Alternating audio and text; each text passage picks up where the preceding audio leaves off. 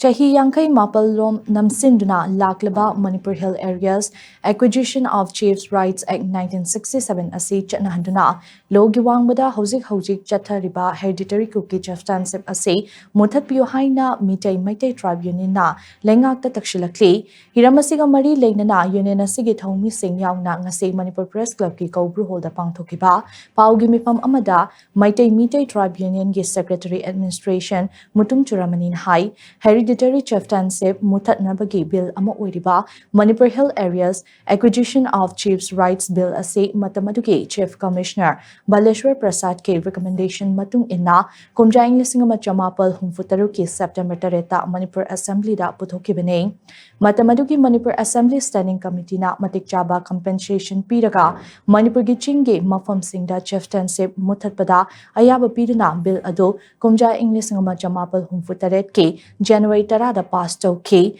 Bill Adu India ki President na Kumjai Inglising Chamapal Humfutaret ki Jun Taramarida SNP Rabamatung Manipur Hill Areas Acquisition of Chiefs' Rights Act 1967 Ase Semkipane.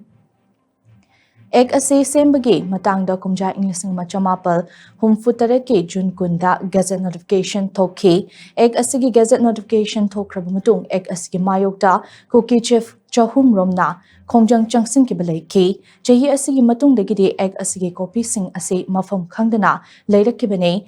Matamadu Manipur gi ahanba IS officer T Kipgena Home Secretary oikibane ek asigi akupa langla langjil yawba file ama mamang chahida Manipur University ki hanagi acting vice chancellor Professor Kangujam Jugindrona National Archives of India ki website ki phangba ngambani haina mahakna phongdoki mahakna makata na hai leibak asigi president na SNP kraba chahi yankai mapal suraba ek amanga sifawba masak uhandana thamba amati chana handaba sima yamna laibak thibane ek asigi matangda mamang thagi kunda National Commission for Scheduled Tribe na state lengakta hiram asigi matangda numit kuntragi manungda paukhum piraknaba che tharakre Hiramasigi matangda lengak na ek ase mapungfana chatna handuna Hereditary Cookie Chieftainship ase muthatpiu ek ase ngasi fawba namshinduna thamlakpa sina ngasi Manipura tangdu leitadaba thokhanbagi achauba maram amani haina mahakna makhata ki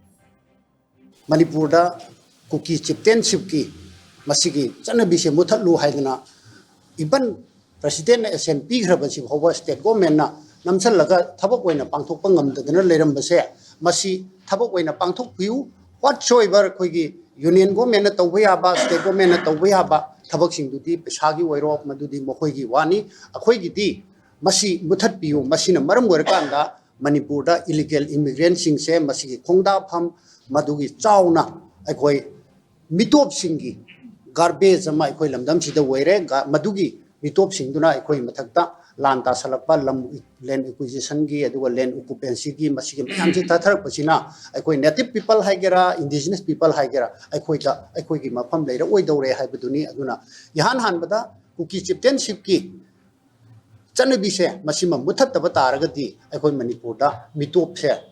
masing hengkalakpagi changsi sum hengani aduna madu thabuk oina pangthok pinanaba aikoi government na matik chaba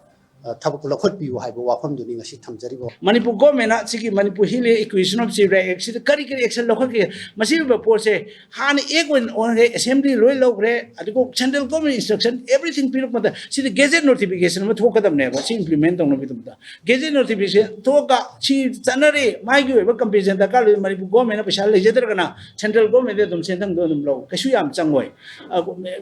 hojik matam da near about a crore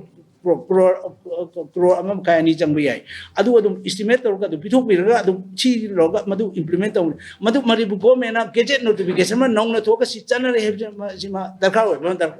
darkar oi ba adu ka loi na si hek gazette he thoki matam da kan wasing che moi ki chingi chief sing che recognize tawtrabne moi recognize tawde adu makoi da subida piri mayam ju kakthale adana Manipur government na whatever benefits accrued mayam do koi madu do koi stop tawre hai ba government order darkar le ba